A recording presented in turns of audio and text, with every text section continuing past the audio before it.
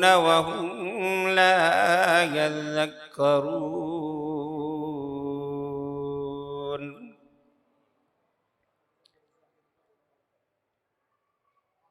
آمنت بالله صدق الله مولانا العظيم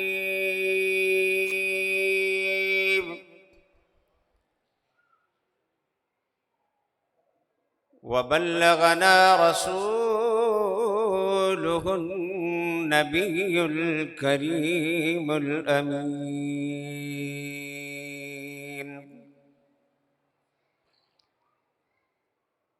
ونحن على ذلك لمن الشاهدين والشاكرين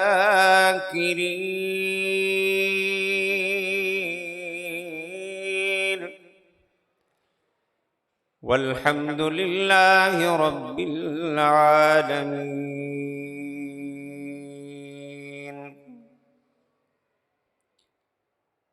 مولاي صل وسلم دائما أبدا على حبيبك خير الخلق كلهم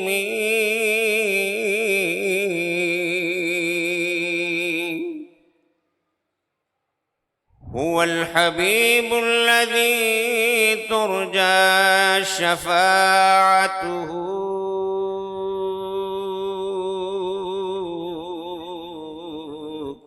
لكل هول من الأهوال مقتحم.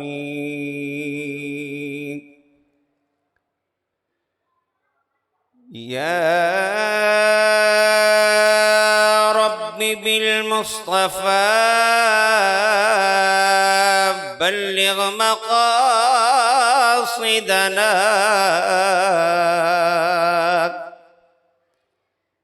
واغفر لنا ما مضى يا واسع الكرم.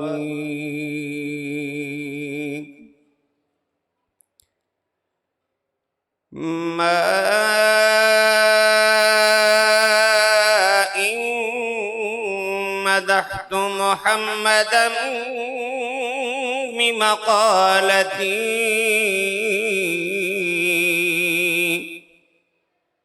ولكن مدحت مقالتي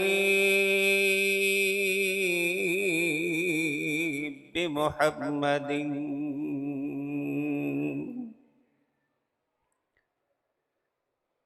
بلغ العلا بكماله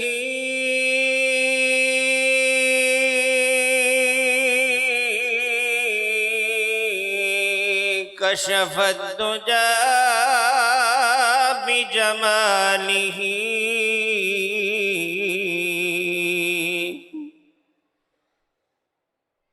حسنت جميع خصاله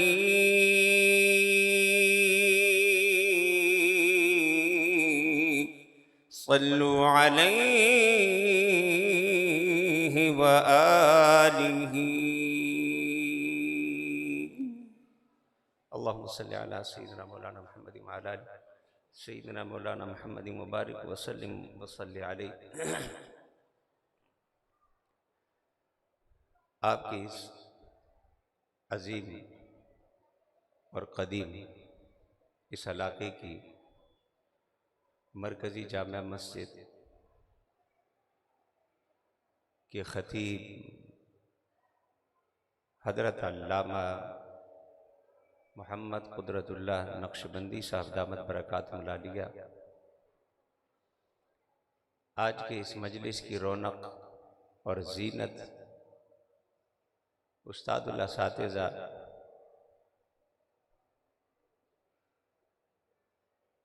فخر اہل سنت سرمایہ ملت جناب حضرت علامہ مولانا محمد الیاس رضوی اشرفی دامت برکاتہم العالیہ مقتدر علماء کرام، ثنا خوانان مصطفیٰ، حاضرین مجلس، اور جہاں جہاں تک آج کی اس محفل پاک پیغام صوفیہ کے عنوان سے اس مجلس کی آواز پہنچ رہی ہے، ان تمام کی خدمت میں السلام علیکم ورحمۃ اللہ وبرکاتہ۔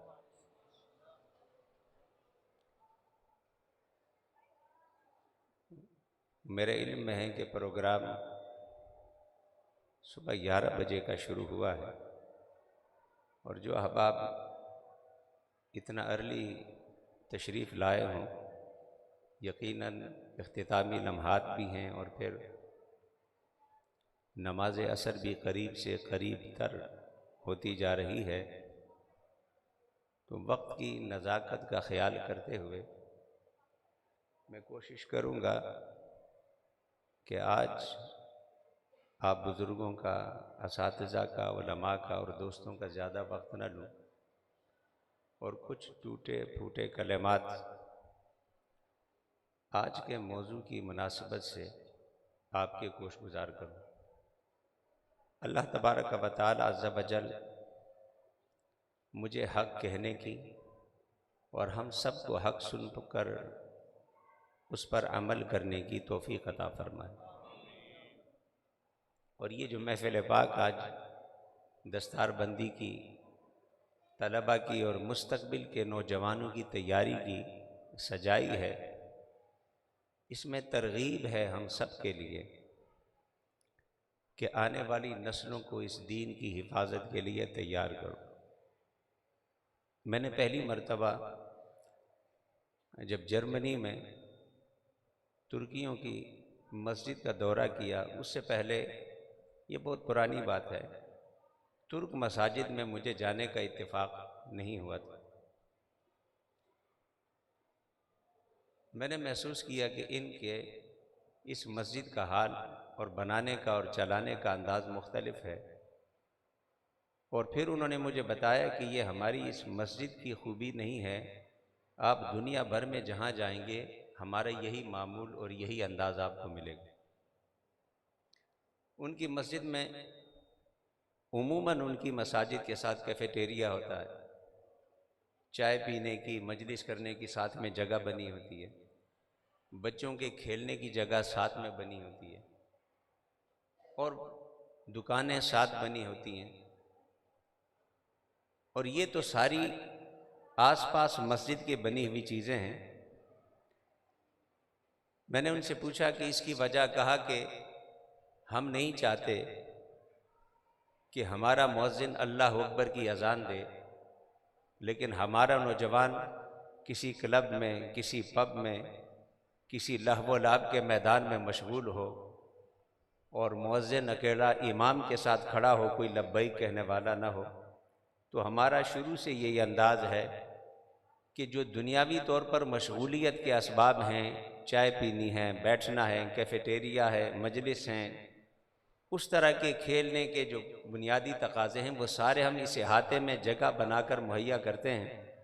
جب اذان کی آواز ہوتی ہے وہاں اسپیکروں کا بندوبست ہوتا ہے، وہ مسجد سے خارج جگہ ہے، لیکن اسپیکروں کی آواز جب گونجتی ہے تو ہمارا مستقبل ہمارے مسجدوں کی طرف آتا ہے۔ پھر میں نے ان کا ہال دیکھا تو ہال میں پیچھے ایک احاطہ بنا ہوا تھا، وہاں چھوٹے تھوڑے بہت کھلونے پڑے ہوئے تھے، بالکل کونے میں ایک جگہ، جیسے ہمارے اعتکاف کے لیے نہیں خاص کرتے۔ تو میں نے پوچھا یہ مسجد کے مین صحن میں آپ نے علاقہ الگ کیا ہے؟ تو وہ یہ ان کے ہاں بڑی مشہور بات ہے جو اس نے مجھے بتائی۔ اس نے کہا آپ اپنے طور پر سوچتے ہیں، لیکن ہمارے بوڑھے یہ سوچتے ہیں کہ جب ہم نماز میں ہوں، پیچھے کسی بچے کی ہلکی پھلکی جو نماز جس پر ابھی فرض نہیں، نہ نماز پڑھنے کے قابل ہے، اس کی کوئی ہلکی پھلکی آواز آئے تو ہمیں امید ہوتی ہے کہ ہمارا روشن مستقبل ہے، پیچھے ہمارے بعد یہاں کھڑے ہونے والا ہے۔ ہم ڈرتے ہیں اس دن سے کہ جب پیچھے چھوٹوں کی آواز نہ ہو اور ہم یہ سوچیں کہ اگر ہم نہ رہے تو پھر کیا ہو۔ اپنی مستقبل کی نسل کو وہ اپنے انداز سے، آپ اپنے انداز سے فقہی تقاضوں کے مطابق اس نسل کو تیار کرنا یہ ہم سب کی ذمہ داری ہے، اور جو آنے والے وقتوں کی تیاری نہیں کرتے ان کا کاروبار ہمیشہ ڈوبتا ہے۔ آپ نے بزنس مینوں کو دیکھا ہوگا، کاروبار کرنے والوں کو دیکھا ہوگا، یہ ہمیشہ سوچتے ہیں کہ میرے بعد اس کام کو کون چلائے گا۔ دین کی حفاظت اللہ کے ذمہ ہے، لیکن تدبیر کے لیے، ظاہری اسباب کے لیے اپنی نسل کو تیار کرنا یہ ان کی ذمہ داری ہے جنہوں نے اس ذمہ داری کا پٹا اپنے گلے میں ڈال رکھا ہے۔ میں انہیں مبارکباد پیش کرتا ہوں۔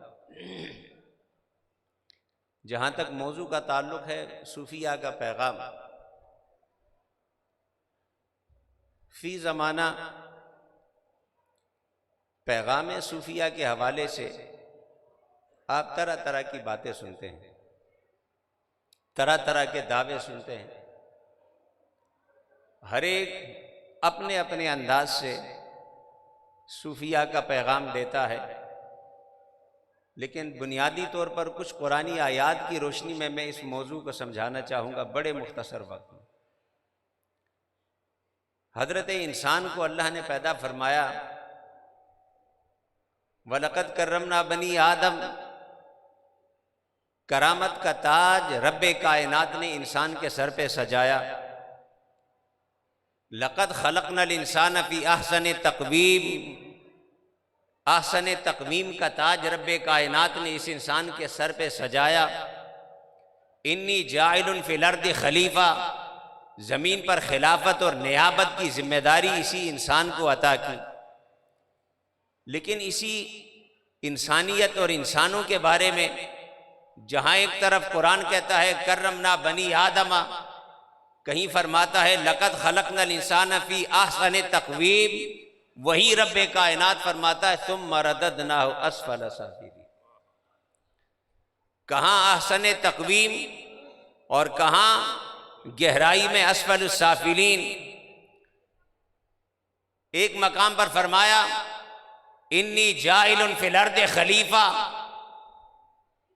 حضرت آدم علیہ السلام کا وہ منصب، ذمہ داری کہ زمین پر اللہ کی خلافت اور اس نظام کائنات کو چلانا، اور اس حسین بزم کائنات کی سجاوٹ اور آرائش و زیبائش جیسے دست قدرت نے کی ہے، اس کا انتظام، اس کا انصرام۔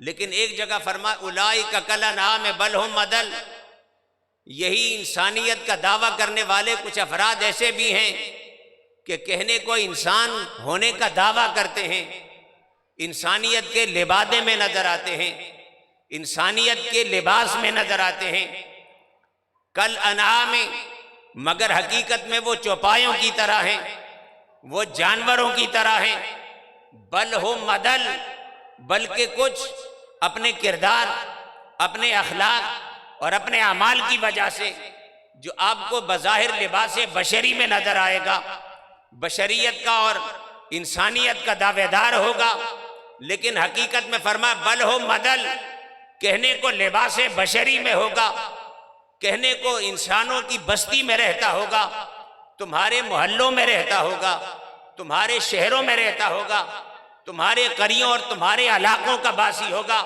لیکن حقیقت کے حوالے سے یعنی کردار کے حوالے سے کل انعام بل ھم اضل، حیوانوں سے بھی بدتر ہوگا، اس سے بھی گیا گزرا ہوگا۔ تو یہی بستی ہے جو انسانوں کی سجی ہے، کوئی کرمنا بنی آدمہ کے تاج کے ساتھ اس کی عزت کا، اس کے وقار کا احترام رکھے ہوئے زندگی گزار رہا ہے، اور کوئی لباس یہی ہے مگر الکلانعام بل ھم اضل، ذلت کی، رسوائیوں کی آخری کھائی میں پہنچا ہوا ہے، اسفل السافلین میں پہنچا ہوا ہے۔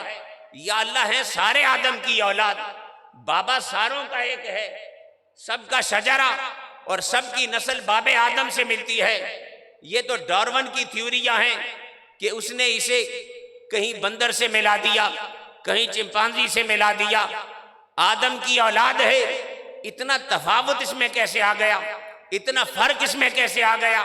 کہا یہ فرق اس لیے آیا کہ کچھ تھے جو اپنے مقصد تخلیق کو سمجھ گئے، اور اپنے مقصد تخلیق پہ قائم رہے، اسی سلسلے کو جاری رکھا جو ان کے بابا آدم علیہ السلام نے جاری رکھا تھا، وہی طور طریقہ جو چلتے چلتے کہیں پر حضرت نوح علیہ السلام کے پیغام کی شکل میں گونجا تھا، کہیں پر حضرت داؤد علیہ السلام کا پیغام بن کر گونجا تھا، کہیں پر حضرت سلیمان کا پیغام بن کر گونجا تھا، کہیں پر حضرت موسیٰ علیہ السلام کا پیغام بن کر گونجا تھا، کہیں پر حضرت زکریا علیہ السلام کا پیغام بن کر گونجا تھا، کہیں پر حضرت یحییٰ علیہ السلام کا پیغام بن کر گونجا تھا، کہیں پر عیسیٰ علیہ السلام کا پیغام بن کر گونجا تھا۔ یہ مختلف پیغام مختلف زمانوں میں آتے رہے، لوگ ان کی اتباع کرتے رہے، مگر کچھ ایسے تھے جنہوں نے اپنے ساتھ یاری کرنے والے، ان سے ہمدردی کرنے والے، ان کی دنیا اور آخرت دونوں کو سنوارنے کی فکر کرنے والوں کے بجائے اپنے دشمنوں سے دوستی کر لی۔ یعنی یہ وہ نادان لوگ ہیں کہ انہیں دوست دشمن کا فرق ہی معلوم نہ ہوا۔ دنیا میں ہمیشہ ذہین وہ ہوتا ہے کہ اپنے دشمن کو پہچانے۔ کاروبار کرنے والا کاروبار میں کامیاب بزنس مین وہی ہے جسے پتا ہو کہ اس کاروبار میں میرا بدخواہ کون ہے۔ معاشرتی معاملات میں کامیاب زندگی گزارنے والا وہی ہے جسے پتا ہو کہ معاشرتی زندگی میں مجھے خراب کرنے والا کون ہو سکتا ہے۔ فیملی لائف میں سمجھدار بندہ وہی ہے جسے پتا ہو کہ میرے گھر میں میرے بیوی بچوں کو کون بگاڑ سکتا ہے، کون میرے گھر کے جنت نظیر ماحول کو جہنم نما بنا سکتا ہے، افراتفری، افتراق و انتشار پیدا کر سکتا ہے۔ جسے اپنے گھر کے بارے میں دوست دشمن کی پہچان نہ ہو وہ جلد بے گھر ہو جاتا ہے۔ جسے اپنی تجارت کے بارے میں دوست دشمن کی پہچان نہ ہو وہ جلد قلاش ہو جاتا ہے۔ جسے معاشرتی زندگی میں دوست دشمن کی پہچان نہ ہو وہ جلد بے عزت ہو کر زندگی گزارتا ہے۔ یہ دنیا کے اصول ہیں۔ ایمانیات کا بھی یہی اصول ہے کہ اپنے دوست دشمن کو پہچان کر جیو۔ اب دشمنوں کی فہرستوں میں، لمبی فہرستوں میں نہیں جاتا، دو چیزیں جو قرآن نے بیان کی۔ پہلا دشمن آپ کا اپنا نفس ہے، فَأَلْهَمَا وَمَا أُبَرِّئُ نَفْسِي إِنَّ النَّفْسَ لَأَمَّارَةٌ بِالسُّوءِ، یہ ہر وقت آپ کے ساتھ جڑا ہوا ہے۔ ایک داخلی دشمن ہے اور ایک خارجی دشمن ہے۔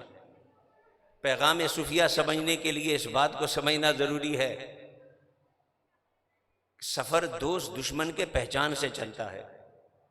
جو داخلی دشمن ہے نفس، اس کی جسے پہچان نہ ہو، اس کے ہتھ کنڈوں کی جسے پہچان نہ ہو، کبھی وہ عزت کی زندگی نہیں گزار سکتا۔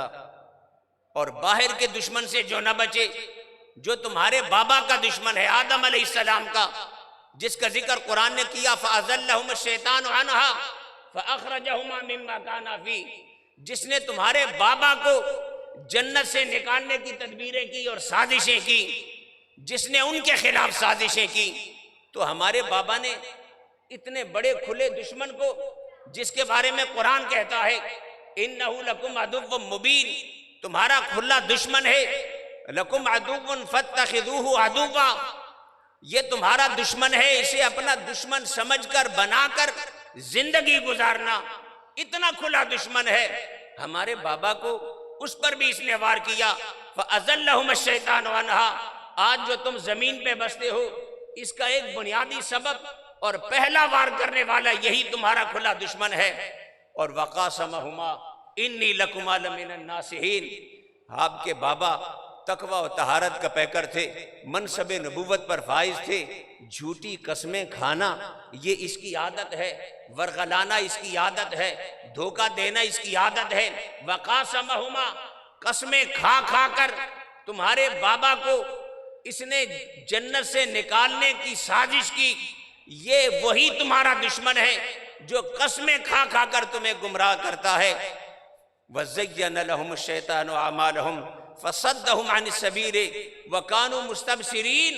عام لوگوں کے بارے میں فرمایا کہ یہ کیسے گمراہ کرتا ہے، کبھی قسمیں کھاتا ہے، کبھی ہیلے کرتا ہے، کبھی بہانے کرتا ہے، کبھی چیزوں کو حسین بنا کر پیش کرتا ہے۔ فَصَدَّهُمْ عَنِ السَّبِيلِ وَكَانُوا مُسْتَبْصِرِينَ، فرمایا بڑے بڑے عقل والے مستبصرین، قرآن مجید جنہیں صاحب بصیرت کہے، قرآن مجید جنہیں صاحب عقل کہے، یعنی دنیا کے حوالے سے بڑے سمجھدار سمجھے جاتے تھے، دانا سمجھے جاتے تھے، ذہین سمجھے جاتے تھے، ان کی ذہانت کے چرچے تھے، مگر فَأَزَلَّهُمُ الشَّيْطَانُ وَزَيَّنَ لَهُمُ الشَّيْطَانُ أَعْمَالَهُمْ فَصَدَّهُمْ عَنِ السَّبِيلِ وَكَانُوا مُسْتَبْصِرِينَ، انہوں نے ان پر بھی وار کیا۔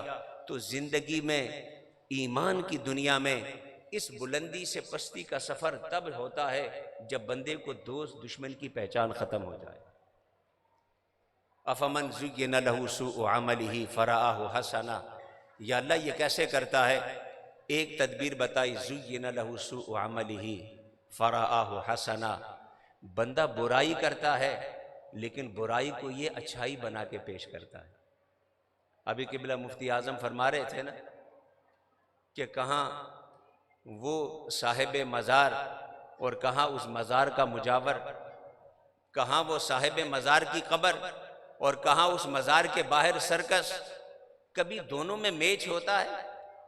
داتا صاحب کے میلے میں جو عرس کے نام پر یا میلے کے نام پر شریک ہوتے ہیں، باہر کی دنیا کا ناچ گانا، باہر کی دنیا کا فاحشوں کا دھمال، باہر کی دنیا کی فحاشی اور عریانی، لوگ کہتے ہیں کہ یہ آپ کا عرس ہے، ہم کہتے ہیں کہ یہ داتا صاحب کا عرس نہیں ہے۔ وَزَيَّنَ لَهُمُ الشَّيْطَانُ أَعْمَالَهُمْ، شیطان نے ان کے لیے ان کے اعمال کو مزین کر دیا۔ جگہ مقدس تھی، جگہ پاک تھی، یہاں پر بابا جو صاحب مزار ہے داتا کے نام پر، اس جگہ کو اس نے سجدوں سے آباد کیا تھا، اس جگہ کو اس نے تلاوت سے آباد کیا تھا، اس جگہ کو اس نے ذکر و فکر سے آباد کیا تھا، طہارت سے آباد کیا تھا، پاکیزگی سے آباد کیا تھا، تقوی سے آباد کیا تھا، قناعت سے آباد کیا تھا، غنا سے آباد کیا تھا۔ آج وہ جگہ جس کا ایک ایک ٹکڑا، زمین کا ایک ایک حصہ، بلکہ دیواروں کے ایک ایک ذرے نے گواہی دی ہے کہ ہم نے ہمیشہ صاحب مزار سے جب بھی سنا ذکر سنا، جب بھی دیکھا فکر دیکھا، جب بھی بولے تقوی کی بات کی، زندگی طہارت کا پیکر تھی۔ اس جگہ پر زین لہم الشیطان اعمالہم، ان ظالموں نے قبضہ کر لیا۔ نام داتا کا ہے پر حکمرانی باہر کی گلیوں میں شیطان نے ڈال لی ہے۔ یہ ہمارے، اگر میرے داتا کو جاننا ہے تو باہر کے میلے سے نہ جانو، داتا کی کشف المحجوب سے جانو۔ اگر میرے داتا کو پہچاننا ہے تو تم نے باہر کے ناچ گانے سے پہچانا اور اعتراض کر دیا، باہر کے سرکس، لکی رانی سرکس سے جانا، اعتراض کیا۔ ہم کہتے ہیں یہ داتا نہیں ہے، داتا وہ ہے جس نے کشف المحجوب لکھی ہے۔ صاحب مزار کیا چاہتا تھا تو پھر یہ سب کچھ کیا ہوا؟ کہا یہی ہوا، زین لہم الشیطان اعمالہم فصدہم عن السبیل۔ جب شیطان چیزیں مزین کر دیتا ہے تو لوگ برائی سمجھ کر نیکی خیر سمجھ کر اسے اپنے گلے ڈال دیتے ہیں۔ میں نے ایک اور جلسے میں بھی ذکر کیا تھا کہ میں خود جب انڈیا گیا تو خواجہ اجمیری کے مزار پر غالباً کہیں شاہ فیصل میں گفتگو تھی، تو میری خواہش تھی کہ ہم دلی گئے ہیں، وہاں سے خواجہ اجمیری کے مزار پر حاضری دیں۔ ساری دنیا میں ان کے نام کی گونج ہے، حاضری بھی ہوئی، زیارت بھی ہوئی، وہ جو روحانی کیفیات ہیں وہ اپنی جگہ۔ لیکن میں آپ کو بتاؤں، جس دروازے سے ہم خواجہ صاحب کے دربار کی طرف داخل ہو رہے تھے، آخری دروازے اور آخری سیڑھی تک مورتیوں کی دکانیں تھیں، بتوں کی دکانیں تھیں، مورتیاں بک رہی تھیں۔ اب کوئی بندہ ان دکانوں کی تصویر لے کر کہے کہ یہ تمہارا تصوف ہے، وہاں پر پڑی ہوئی بتوں کی تصویریں لے کر کہے کہ یہ تمہاری روحانیت ہے، تو ہمارا جواب بڑا سادہ ہے، زین لہم الشیطان اعمالہم۔ یہ آنے والے تھے جنہوں نے برائی کو نیکی سمجھ کر لوگوں میں بیچنا شروع کر دیا، شر کو خیر بنا کر لوگوں میں پھیلانا شروع کر دیا۔ خواجہ غریب نواز کی شہرت کائنات میں اس لیے نہیں ہے کہ انہوں نے کہیں بت سجا کے رکھے تھے، خواجہ غریب نواز کی تو شہرت ہی کائنات میں اس لیے ہے کہ 90 لاکھ بتوں کے آگے جھکنے والوں کو ایک خدا کے آگے جھکایا. وہ تو بتوں سے اٹھا کر خدا کی طرف جھکانے والے تھے، بت پرستی سے ہٹا کر توحید پرستی کی طرف لانے والے تھے. کئی خداؤں سے مرادیں مانگنے کے بجائے ایک رب کی طرف لے کر آنے والے تھے. آج اگر کوئی راستے میں دروازے میں مورتیاں رکھ کر سمجھے کہ یہ تمہارا خواجہ ہے، آج اگر کوئی ناچ گانے کی محفل بنا کر کہے کہ یہ تمہارا داتا ہے، تو میں ہمیشہ لوگوں کو کہتا ہوں ہم اہل سنت ہیں، اہل تصوف ہیں اور ہمیں اس پر فخر ہے، لیکن سنت کے نام پر، تصوف کے نام پر دنیا کے سارے گویوں کی دفاع کا ٹھیکہ ہم میں سے کسی نے نہیں اٹھایا کہ بھئی ہم نے ہر ایک کو جسٹیفائی کرنا ہو اور ہر ایک کے لیے کہیں نہ کہیں تعویل لانی ہو. کوئی کہے علی دا پہلا نمبر تو اس کی بھی تعویل شروع کر دے اور اپنی مناظرانہ رنگ میں ہر شے کی تعویل کرتے پھریں. یہ بات میں اکثر دوستوں سے، علماء سے کہتا ہوں کہ یہ چیزیں ہمارے لیے کوئی تعویل کا باب نہیں ہے کہ چونکہ وہ ہمارا نام لے کر کرتے ہیں، جنہیں ہم مانتے ہیں ان کے دروازوں پر بیٹھ کر کرتے ہیں، تو ہم اب ان کا دفاع کریں. نہیں، یہ وہی قسم ہے. وَزَيَّنَ لَهُمُ الشَّيْطَانُ أَعْمَالَهُمْ. وہاں پر مجھے حضور غزالی زمان رحمت اللہ تعالیٰ علیہ کے حوالے سے کسی شخص نے جو ان کا بڑا قریبی تھا واقعہ بتایا. وہ فرماتے ہیں کہ اس وقت جب تحریک چل رہی تھی تو حضور غزالی زمان باوجود اپنے طبیعت اور مزاج کے، ان کا ایک مزاج تھا تدریس کا، باوجود اپنے مزاج کے نکلے، مختلف پیروں سے، آستانوں سے ملنے کے لیے روانہ ہوئے. تحریک کا وقت تھا. فرماتے ہیں کہ یہ حضور غزالی زمان نے انہیں بتایا کہ ہم ایک آستانے پر گئے، آستانے پہ بڑا رش تھا. جب ہم پہنچے وہاں پر بڑی بے مروتی سے وہ ملا. انہوں نے سوچا کوئی مولوی آیا ہے، جو بھی اسے کام ہے.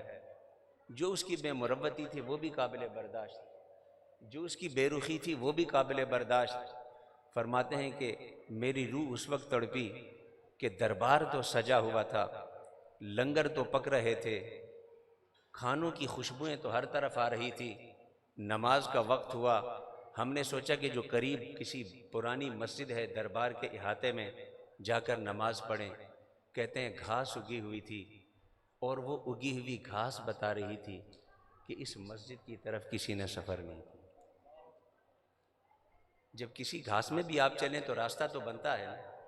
کہتے ہیں کہ اگی ہوئی گھاس نے بتایا کہ لنگر خانہ تو چہک رہا ہے، میں خانہ تو چہک رہا ہے، آستانے میں تو ریل پیل ہے، ہر طرف دھمال ہے، ہر طرف رونق ہے، لیکن اگر بے رونق ہے تو وہ مسجد بے رونق ہے جسے پردہ کرنے والا بابا کبھی عبادت کے لیے استعمال کیا کرتا، جسے دنیا سے گزرنے والا بابا جس میں وہ سجدے کیا کرتا تھا، اس کی قبر پر تو چادروں پر چادریں چڑھی ہوئی ہیں، مگر جس مسجد میں بابے نے سجدے کیے ہیں وہ مسجد ویران ہے.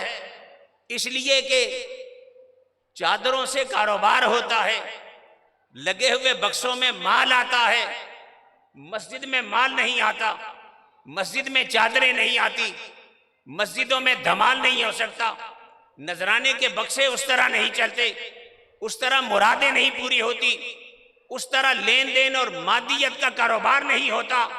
تو جس جگہ کو صاحب مزار نے سجدے کے لیے بنایا تھا وہاں گھاس اگی ہے، ویران ہے.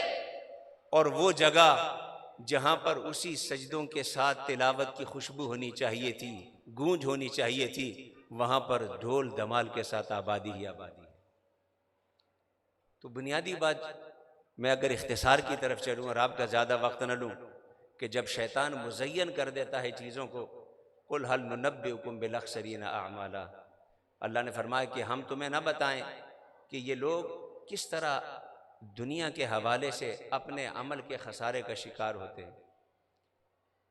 اخسرین یہ اکثر اس میں تفضیل کا صیغہ اور اعمالہ یہ عمل کی جمع ہے، یعنی ایک طرف اسے اس میں تفضیل سے بیان فرمایا اور پھر اعمال کے کر جمع بیان کیا. بالاخسرین اعمالا، ایک عمل نہیں، دو عمل نہیں، جب بندہ بہک جاتا ہے، جب بندہ بگڑ جاتا ہے، جب بندہ اپنا راستہ بدل لیتا ہے، پھر اس کے اعمال میں بگاڑ شروع ہوتا ہے، ایک پر دوسرا، دوسرے پر تیسرا، پھر پورے کا پورا آغا بگڑتا ہے۔ اللہ فرماتا ہے یہ نیچر ہے برائی کی، پہلے دن رکاوٹ ڈالو کامیاب ہو جاؤ گے، پہلے دن برداشت کرو، شیطانی ایک قدم آگے بڑھے گی، اسے برداشت کرو، بیماری ایک قدم آگے بڑھے گی۔ یہ کینسر کی طرح ہے، پہلے سٹیج پہ روک لیا، علاج ہو گیا، جانے دیا، دوسرے سٹیج پر پہنچا، پھر بھی علاج کی کوئی امید ہے، آپ نے جانے دیا، تیسرے سٹیج پر پہنچا، امید علاج کی کم ہوتی چلی گئی، آخری سٹیج تک لے گئے، پھر زمانے کے سارے طبیب جمع ہو جائیں، کہتے ہیں اب یہ بیماری لا علاج ہو چکی ہے۔ اس حقیقت کی طرف قرآن نے اشارہ کیا، اخسرین اعمالا، جب ایک جگہ سے رکاوٹ چھوڑ دو، ایک جگہ سے اپنی ذمہ داری چھوڑ دو، ایک جگہ سے ٹوکنا چھوڑ دو، پھر یہ بڑھتے چلے جاتے ہیں، بڑھتے چلے جاتے ہیں۔ ایک وقت ایسا آتا ہے جیسے کینسر سارے بدن اور خون کو اپنے شکنجے میں لے لیتا ہے۔ یہ بدی اور شیطنت اور یہ فحاشیت اور عریانیت اور یہ بدعقیدگی اور بد اعتقادگی یہ پورے کے پورے ماحول کو اپنی لپیٹ میں لے لیتی ہے۔ دل سعیہم فی الحیات الدنیا وہم یحسبون انہم یحسنون صنعا، یہ کسی پیر فقیر کی صوفی کی بات نہیں، قرآن کی بات ہے۔ دل سعیہم فی الحیات الدنیا، دنیا کی کاوشیں ساری ضائع ہو گئیں، کام کر رہے ہیں، وہم یحسبون انہم یحسنون صنعا، یا اللہ ان کی تو ساری نوکری ختم ہو گئی، ان کی تو کاوشیں ساری برباد ہو گئی۔ فرما اس لیے کہ یہ جتے ہوئے اس لیے ہیں، یحسبون انہم یحسنون صنعا، یہ سمجھتے ہیں انہوں نے بہت اچھا کام کیا، کرتے برائی ہیں سمجھتے اسے بھلائی ہیں، کرتے بدی ہیں سمجھتے اسے نیکی ہیں، کرتے شر ہیں سمجھتے اسے خیر ہیں۔ یحسبون انہم یحسنون صنعا، اور جب یہ سلسلہ چل پڑتا ہے پھر وہ مرحلہ آتا ہے، اولا یرون انہم یفتنون فی کل عام مرۃ او مرتین ثم لا یتوبون ولا هم یذکرون۔ پھر جب بدی معاشرے میں پھیل جاتی ہے پھر اللہ کے غضب کو دعوت دیتے ہیں، گناہ پر جری ہو جاتے ہیں، اللہ کا خوف دنوں سے نکلتا ہے، پھر اللہ کی گرفت ان کو پکڑ لیتی ہے۔ یہ قرآن کی آیتوں کے ربط سمجھیں کہ جب یہ چیزیں پھیل جائیں، اولا یرون انہم یفتنون فی کل عام مرۃ او مرتین، مرہ اور مرتین کا مطلب تو ایک دو دفعہ، پر علامہ آلوسی نے لکھا ہے کہ یہ ایک اسلوب ہوتا ہے جب کسی چیز کی کثرت بیان کرنی ہو تو اسے مرہ اور مرتین کے انداز سے بیان کرتے ہیں۔ اس کا مطلب یہ نہیں کہ سال میں ایک دفعہ یا دو دفعہ پکڑ آتی ہے۔ علامہ آلوسی نے فرمایا پھر کثرت سے بلائیں آتی ہیں، کثرت سے مصیبتیں آتی ہیں، کثرت سے نحوستیں آتی ہیں، کثرت سے پریشانی آتی ہیں۔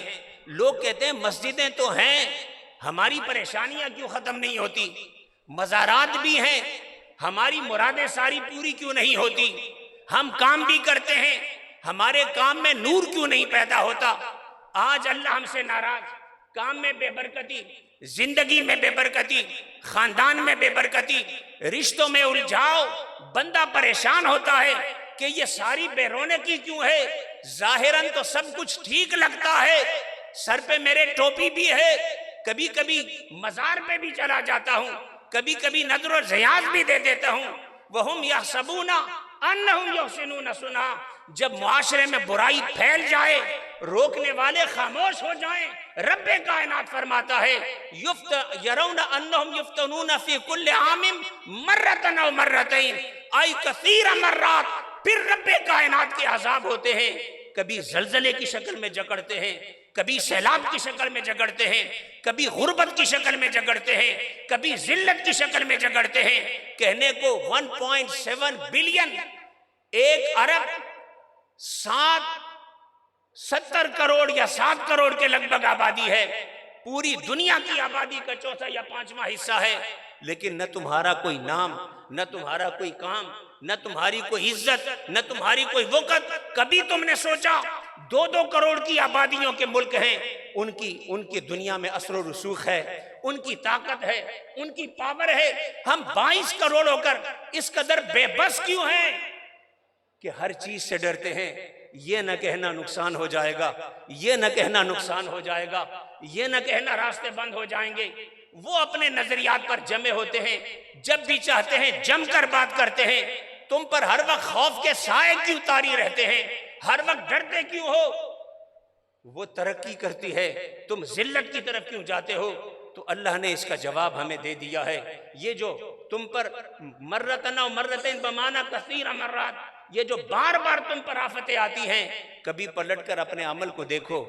تم برائی کی شکل میں اچھائی تو نہیں کر رہے، تم بدی کی شکل میں نیکی کا لبادہ اوڑھ کر تو نہیں بیٹھے۔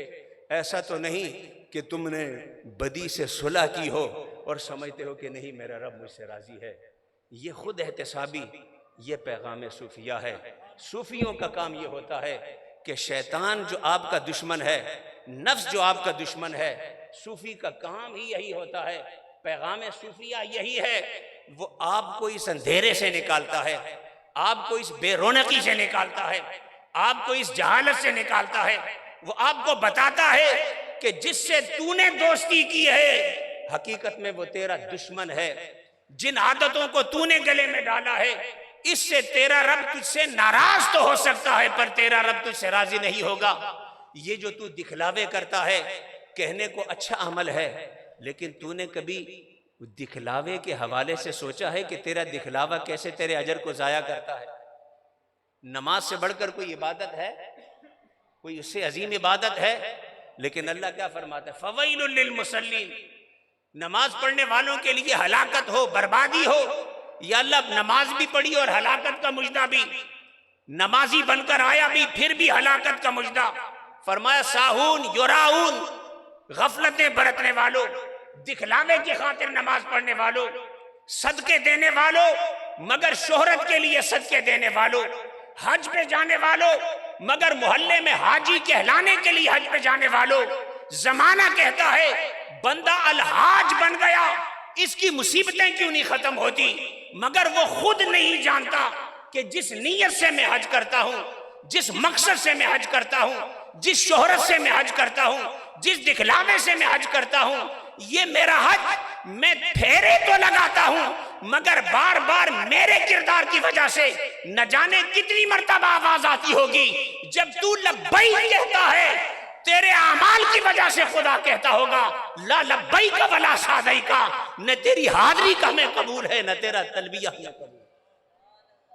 یہ تو وہ رب کے پاس حساب ہے، کوئی مفتی اس پہ فتویٰ نہیں لگا سکتا، لیکن اپنے عمل سے بندے کو پتہ چل جاتا ہے۔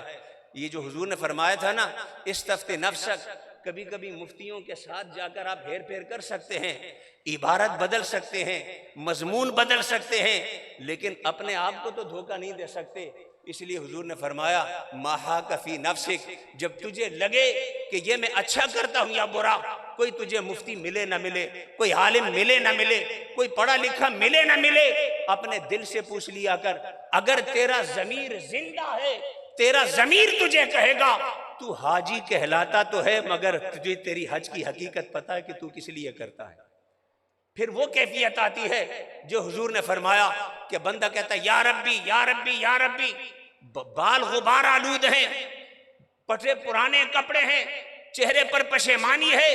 اگلا بندہ کہتا ہے کہ اس نے جو ہاتھ اٹھائے ہیں عرش سے قبولیت آئی سو آئی، چونکہ جو اس نے ہاتھ اٹھائے ہیں، یہ جو رونے کی شکل بنا کے بیٹھا ہے، یہ جو لباس پہن کر بیٹھا ہے، مگر حضور فرماتے ہیں وہ مطعمہ حرام مشربہ حرام ملبسہ حرام غذی بالحرام فانا یستجاب، تیرا پہننا حرام کا، جو کپڑے تو نے پہنے وہ بھی حرام کے، جو کھانا تو نے کھایا وہ بھی حرام کا، دکان میں جو سامان بیچا وہ بھی حرام کا، جو تیرے بدن میں قوت ہے جس سے تو نے ہاتھ اٹھائے یہ بھی حرام کے، جب تیری طاقت حرام کی، تیری زبان کی حرکت حرام کی، تیرا لباس حرام کا، جس جگہ تو مکان میں بیٹھا ہے وہ حرام سے بنا، فانا یستجاب۔ پھر کائنات کے تاجدار فرماتے ہیں جواب کہاں سے رب کی بارگاہ سے آئے؟ تو نے اپنے آپ کو اس قابل بنایا تو ہوتا کہ تو ہاتھ اٹھاتا، وہاں سے جواب آتا، اس قابل کو بنایا تو ہوتا تو نے۔ یہ ہے پیغام صوفیہ، وہ آپ کو بتاتے ہیں کہ جب حج کرو تو کیسے کرو، نماز پڑھو تو کیسے پڑھو، روزہ رکھو تو کیسے رکھو، صدقہ کرو تو کیسے کرو، اسے ریا سے بچاؤ، اسے دکھلاوے سے بچاؤ، اسے نمود و نمائش سے بچاؤ، فکر کی خطا سے بچاؤ۔ یہ وہ چیزیں ہیں، یہ آپ اس سوال کا جواب بھی اسی میں ہے، مرتن و مرتین ثم لا یتوبون ولا هم یذکرون۔ یا اللہ پھر کیا کریں؟ فرمایا ان صوفیوں کے پاس جاؤ، ان بندوں کے پاس جاؤ، ان صلحاء کے پاس جاؤ، ان اتقیاء کے پاس جاؤ جو تمہیں توبہ کرنا سکھائیں اور تمہیں عبرت حاصل کرنا، اور اگر میں اسے مزید کہوں آسانی کے لیے، جو تمہیں توبہ کرنا سکھائیں اور تمہیں ذکر کرنا سکھائیں۔ توبہ سیکھو، توبہ، اللہ کا ذکر سیکھو، چیزوں سے عبرت حاصل کرنا سیکھو۔ یذکرون، یہ دو علاج ہیں جو خود خدا نے بتائے ہیں۔ اور صوفی، اگر آپ جاننا چاہتے ہیں کہ جس کو میں صوفی کہتا ہوں، جس کو میں شیخ کہتا ہوں، اس میں کوئی خوبی ہے یا نہیں، اگر اس کے پاس جا کر آپ اپنے اعمال پر ندامت ہوتی ہو، سمجھ لو وہ ٹھیک آدمی ہے۔ اس کے پاس جا کر آپ کو عبرت ہوتی ہو، یاد خدا آتی ہو، اذا رؤوا ذکر اللہ، صوفی تو اسے کہتے ہیں کہ جس کا چہرہ دیکھو تمہیں خدا یاد آ جائے۔ اور یہ وہ حسن نہیں ہوتا جو سرخی پاؤڈر سے ہوتا ہے، جو پیرس کی کریمیں لگانے سے ہوتا ہے، یہ عارضی حسن ہے۔ یہ تو کوئی ایکٹر بھی لگا سکتا ہے، یہ تو کوئی اسٹیج آرٹ ورٹر بھی لگا سکتے ہیں۔ یہ وقتی حسن ہوتا ہے، پانی سے دھل جاتا ہے، صابن سے اتر جاتا ہے۔ اذا رؤوا ذکر اللہ، ایسا حسن ہوتا ہے، چہرہ اسے دیکھتے ہو اس کا، آپ کو اس کے چہرے پر انوار الہی کے جلوے نظر آ رہے ہوتے ہیں۔ تو یہی پیغام صوفیہ ہے۔ میں معذرت چاہتا ہوں، آپ کا زیادہ وقت لیا، مضمون کو زیادہ پھیلانا مقصود نہ تھا، بس ثم یتوبون یذکرون، صوفیوں کو پہچان کی ایک علامت بے شمار علامتوں میں سے جو آپ کو توبہ کرائے، آپ کو ہر بار نذرانے کا نہ پوچھے، آپ کو ذکر پہ لگائے، آپ کے کاروبار اور بزنس کی ذکر نہ کرے، جس کی مجلس میں پلاٹوں، گاڑیوں اور کاروبار کی بات ہو، خدا کے لیے اسے صوفی نہ سمجھو۔ دنیا چھوڑ کر آخرت کرنے اس کی بارگاہ میں گئے تھے، تو وہاں بھی اگر پلاٹوں کا کاروبار ہونا ہے تو پراپرٹی ڈیلر کے پاس جا کے بیٹھو، اس کے پاس کیوں بیٹھتے؟ اس کا علم اس سے زیادہ ہوگا۔ اگر دنیا ہی کی باتیں کرنے خانقاہ میں بھی جانا ہے تو اس کے لیے دنیا کے سارے تھیے ختم ہو گئے تھے۔ یتوبون یذکرون، جس کی مجلس میں توبہ نصیب ہو، جس کی مجلس میں ذکر نصیب ہو، وہی صوفی ہے، وہی اللہ کا بندہ ہے، انہی کی صحبت اختیار کرو۔ وآخر دعوانا ان الحمدللہ رب العالمین۔